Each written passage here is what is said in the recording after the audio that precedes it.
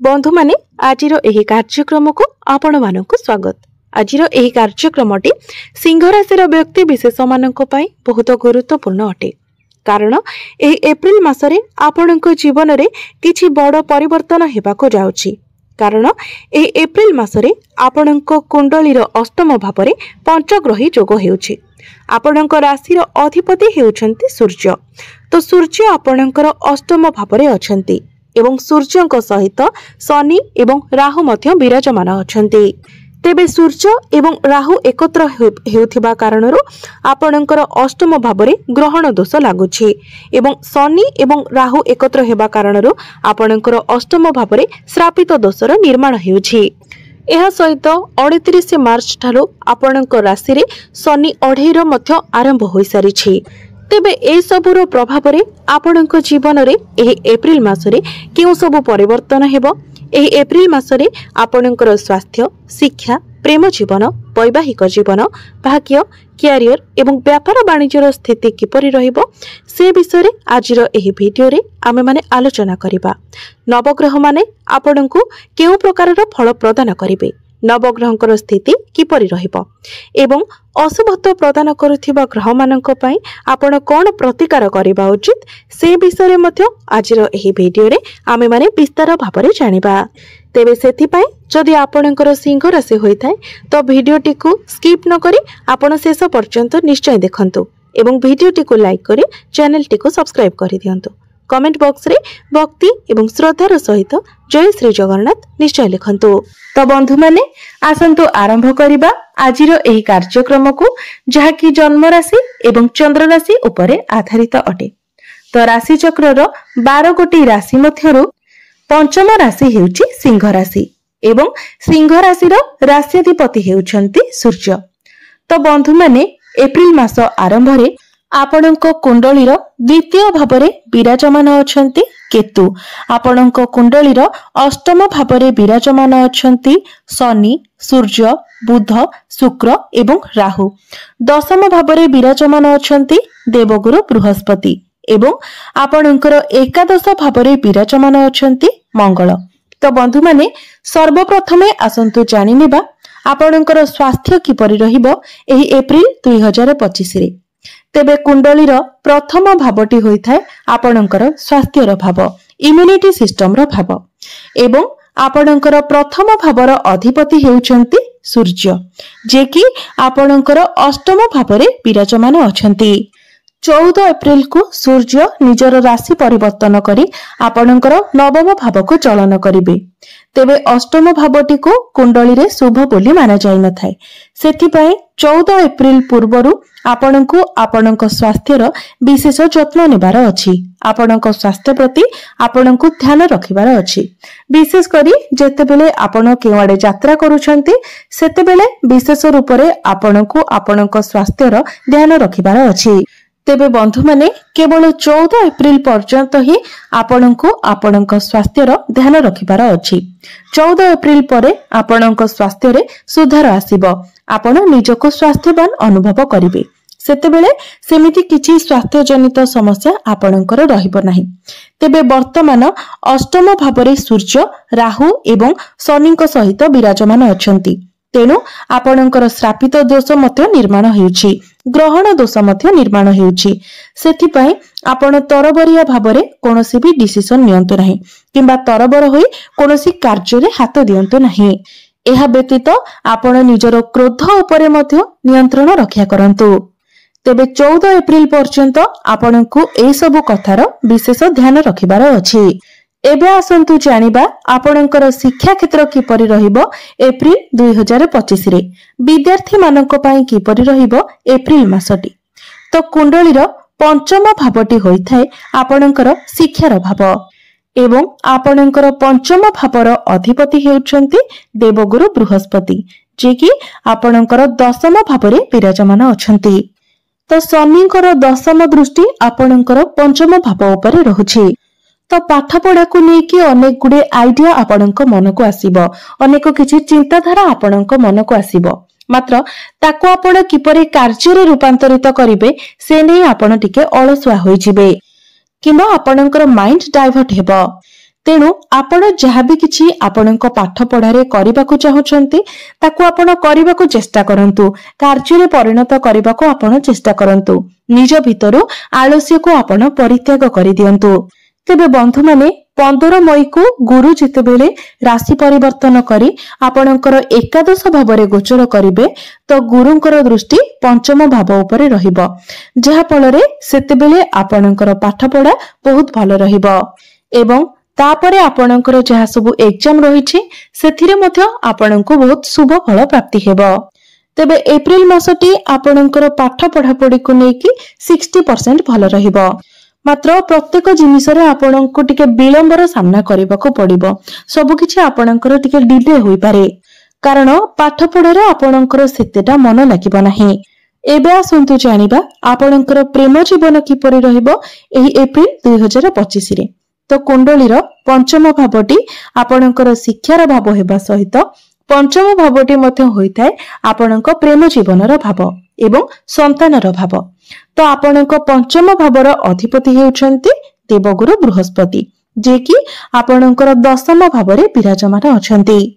मंगलंकर दृष्टि मध्य आपणकर पंचम भाव उपरे रहुछि। तेबे 5 एप्रिल परे आपणकर प्रेम जीवन रे आपण पॉजिटिव चेंजेस देखिबाको पाइबे, कारण 5 एप्रिल को जेतेबेले मंगल निजर राशि परिवर्तन करिवे तो आपणकर पंचम भाव उपरो मंगलंकर दृष्टि हटि जिवो।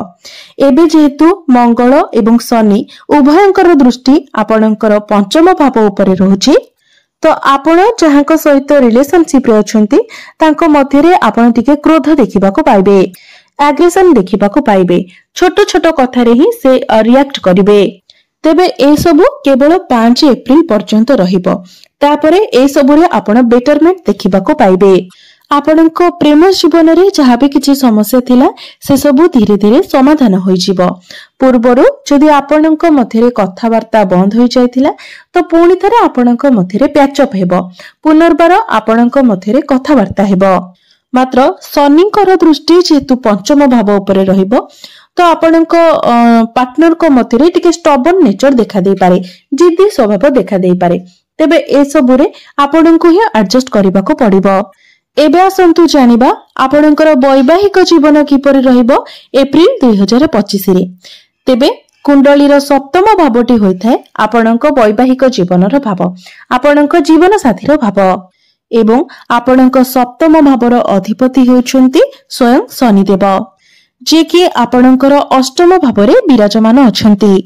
तो बंधु माने शनिदेव आपणकर अष्टम भावरे गोचर करबा कारणरो आपणकर शनि अढ़ेर आरंभ होई सारिछि। तो संपूर्ण 2.5 वर्ष पर्यंत शनिदेव आपणकर अष्टम भावरे ही रहिबे। तेणु 2.5 वर्ष पर्यंत आपणको आपणक वैवाहिक जीवन प्रति ध्यान रखिबार अछि, आपणको आपणक पार्टनर को बुझिबार अछि, आपणक मध्यरे अंडरस्टैंडिंग भलो रखिबार अछि। आपणक मध्यरे अजथा कथा को नेकी जेमिति कोनोसी प्रकारर आर्गुमेंट न होए, कोनोसी प्रकारर इरिटेशन न होए, सेथि प्रति आपणको ध्यान रखिबार अछि। कारण जेबे भी आपणकर सप्तम भावर अधिपति अष्टम भावरे गोचर करिथांती तो एहार प्रभाव रे आपणकर वैवाहिक जीवन रे मिसअंडरस्टैंडिंग देखा देई थाए, किंबा आपणकर लाइफ पार्टनर हेल्थ रे किछिटा इश्यू आसी थाए, इन्फेक्शन, एलर्जी, स्टमक रिलेटेड किछि प्रॉब्लम देखा देई थाए। तेबे बंधु माने एही 2.5 वर्ष मध्यरे आपणको शनिदेवको प्रसन्न करिवार अछि, सेथि पई उपाय आमे वीडियो शेष रे जानिबा। तो वैवाहिक जीवन आपणकर 50 रु 60% भलो रहिबो एवं शनिदेवको कारणरो आपणकर वैवाहिक जीवन रे आर्गुमेंट मध्य हेबो। तो एहाकू आपणको ही भलो बनाइबार अछि। एबे आसंतु जानिबा सबुठारु महत्वपूर्ण विषय वस्तु आपणकर भाग्य, क्यारियर एवं व्यापार वाणिज्यर स्थिति किपरि रहिबो एप्रिल 2025 रे। तो कुंडलीर नवम भावटी होइथाय आपणकर भाग्यर भाव। तो आपणकर नवम भावर अधिपति हेउछन्ति मंगल, जे कि आपणकर एकादश भावरे विराजमान अछन्ति। मात्र 5 एप्रिल को आपणकर द्वादश भाव को चलन करिवे एवं द्वादश भावरे मंगल निचस्थ होइजिबे। तेबे बंधु माने 5 एप्रिल पूर्वरु आपणको आपणको भाग्य तो सपोर्ट करिवो, मात्र 5 एप्रिल परे आपणको सेतेटा आपणको भाग्यर सपोर्ट मिली न पारे, जेहेतु मंगल आपणकर द्वादश भावरे निचस्त होइजिबे। तेबे 14 एप्रिल परे किछि मात्रा रे आपणको भाग्यर, कारण सूर्य आपणकर नवम भावरे उच्चस्त होइजिबे। तो आपण जदि कोनोसी शुभ मांगलिक कार्यर आयोजन करबा को चाहुचंती तो 14 एप्रिल परे आपण करि परिबे। किंतु जदि आपण किछि बड़ करबा को चाहुचंती, आपणकर किछि बड़ कार्य रहिछि, कोनोसी मीटिंग किंबा डील रहिछि, कोनोसी इन्वेस्टमेंट आपण करबा को चाहुचंती, तो मंगल जतेबेले राशि परिवर्तन करी आपणकर प्रथम भाव को आसी जिबे, सेतेबेले आपण से सब करि परिबे। एबे आसंतु जानिबा आपणकर क्यारियर, आपणकर कार्यक्षेत्र किपरि रहिबो एही एप्रिल 2025 रे। तो कुंडलीर दशम भावटी होइथाय आपणकर क्यारियर भाव। तो आपणकर दशम भावर अधिपति हेउछंती शुक्र, जे कि आपणकर अष्टम भावरे अछंती। मात्र अष्टम भावरे शुक्र उच्चस्थ अछंती एवं गुरु आपणकर दशम भावरे विराजमान अछंती, जे कि आपणकर मैनेजमेंट स्किल्स को बेटर करूछंती, आपणकर कम्युनिकेशन स्किल को मध्य भल बनाउछंती। तेबे मासर आरंभ रे आपणको ऊपर टिके कार्यभार अधिक रही पारे, भागदौड़ मध्य अधिक होई पारे एवं सूर्य जे पर्यंत आपणकर अष्टम भावरे अछंती से पर्यंत कार्यक्षेत्र रे आपणको डिसैटिस्फैक्शन मिली पारे। मात्र 14 एप्रिल को सूर्य जतेबेले आपणकर नवम भाव को चली आसीबे, तो धीरे धीरे कार्यक्षेत्र रे आपण बेटरमेंट देखिबा को पाइबे। आपणकर जहा सब टार्गेट रहिछि से सब को आपण अचीव करिनेबे एवं जेउमानक निकटरे कोनोसी चाकरी बाकरी नाही, चाकरी पाए आपण प्रिपेयर हेउछंती, तो आपणको चाकरी मिलिबार मध्य बहुत अधिक संभावना रहुछि। सेति पाए चाकरी पाए आपण निजर चेष्टा जारी रखंतु।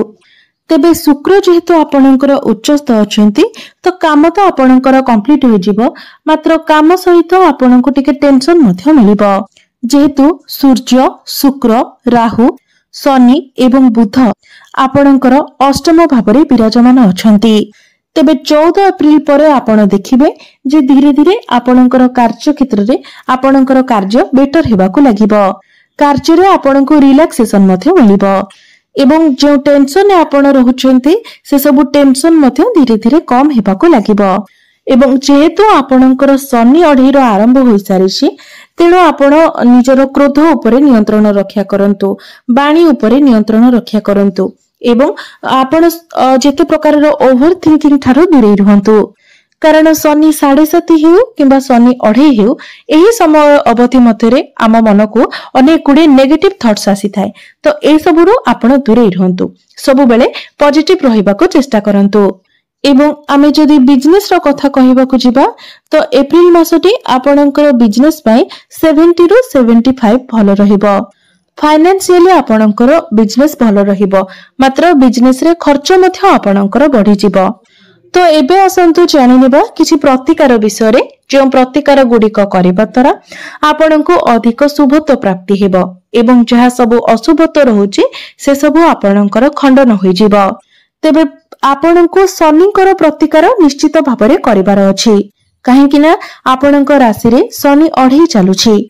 तो प्रत्येक दिन आपण शनिकर बीज मंत्र 108 थर जप करंतु एवं एहा सहित प्रत्येक दिन आपण सूर्यंकर बीज मंत्र मध्य 108 थर जप करंतु। प्रत्येक दिन आपण उदित सूर्य को तंबा पात्र रे जलार्घ्य अर्पण करंतु एवं प्रत्येक दिन आपण हनुमान चालीसार पाठ करंतु। निश्चित भाबरे आपणको शनि देवंकर कृपा प्राप्ति हेबो एवं अशुभत्व गुडिक मध्य खंडन होई जिवो। तेबे बंधु माने आपणकर जीवन मंगलमय हो, एहा ही ईश्वरंक निकटरे मोर प्रार्थना। धन्यवाद।